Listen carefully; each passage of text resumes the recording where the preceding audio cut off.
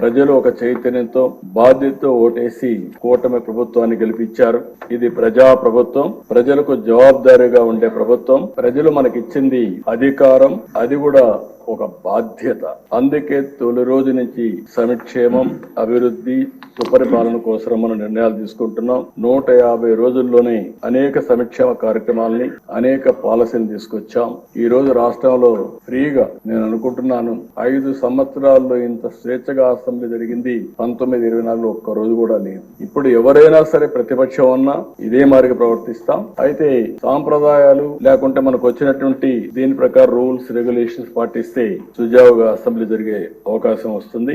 అదే మరి ఇంకొక పక్కన మనందరి బాధ్యత విధ్వంసమైన రాష్ట్రాన్ని మళ్లీ నిలబెట్టడానికి మనం నిర్ణయాలు తీసుకోవాల్సిన అవసరం ఉంది. అలాంటి నిర్ణయాలకు ఈ సభ ఒక వేదిక. ఇంకొక పక్క ఒక పబ్లిక్ పాలసీ చరిత్రను మారుస్తుంది. ప్రజలకు మనం ఇచ్చే విధానాలన్నీ ఇక్కడనే చర్చిస్తున్నాం, అవన్నీ రూపకల్పన చేస్తున్నాం. ఆ రూపకల్పన చేసి అవి అమలు చేస్తే ఒక చరిత్రని తిరగ రాసే అవకాశం ఉంటుంది. ఈ యొక్క 24, 29 శాసనసభ అలాంటి చరిత్ర తిరగ రాయడానికి, స్వర్ణ ఆంధ్రప్రదేశ్ చరిత్రని ప్రారంభించడానికి ఈ సభ ఎంతో దోహదం చేస్తుంది.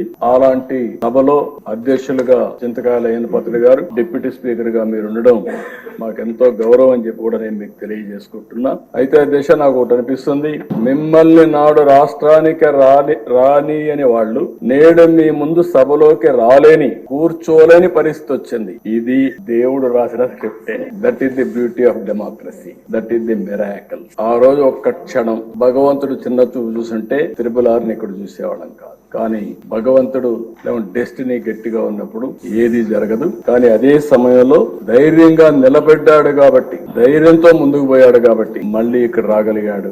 ఏ మాత్రం కొద్దిగా కూడా భయపడుంటే భయమే రఘురామకృష్ణరాజు గారు చంపేసేది. ఆ ధైర్యానికి, ధైర్య సాహసాలకు మారు పేరైనటువంటి రఘురామకృష్ణరాజు గారిని మనస్ఫూర్తిగా అభినందిస్తూ, అలాంటి వాళ్ళు మనందరికి కూడా, మీ అందరికి కూడా చాలా మంది యంగ్స్టర్స్ కి ఆదర్శం కావాల్సిన అవసరం ఉంది. అది కూడా మీరందరూ గుర్తుపెట్టుకోవాల్సి కోరుతూ, డిప్యూటీ స్పీకర్ గారు మీరు ఆ పదవికి వన్నీ తెస్తారని, మన శాసనసభను ఒక సమున్నతమైన సభగా నిర్వహిస్తారని మనస్ఫూర్తిగా ఆశిస్తూ, మనస్ఫూర్తిగా మీకు అభినందన తెలియజేసుకుంటూ, మీ సాహసాన్ని గురించి, ధైర్యాల గురించి రాజీ పడాల్సిన అవసరం లేదు. అదే సమయంలో మళ్ళీ వస్తున్న ఆ కుర్చీ ఔన్నత్యాన్ని పెంచే విధంగా, సభని ముందుకు తీసుకుపోయే విధంగా మీరు అన్ని విధాలుగా ప్రవర్తించాల్సిందిగా, ప్రయత్నం చేయాల్సిందిగా కోరుకుంటూ, భగవంతుడు ఆ శక్తిని మీకు ఇవ్వాలని మనస్ఫూర్తిగా ఆకాంక్షిస్తూ, మీ ద్వారా భవిష్యత్తులో కూడా ఈ రాష్ట్రానికి అనేక మంచి కార్యక్రమాలు జరగాలని మనస్ఫూర్తిగా ఆకాంక్షిస్తూ మీ దగ్గర సెలవు తీసుకుంటాం.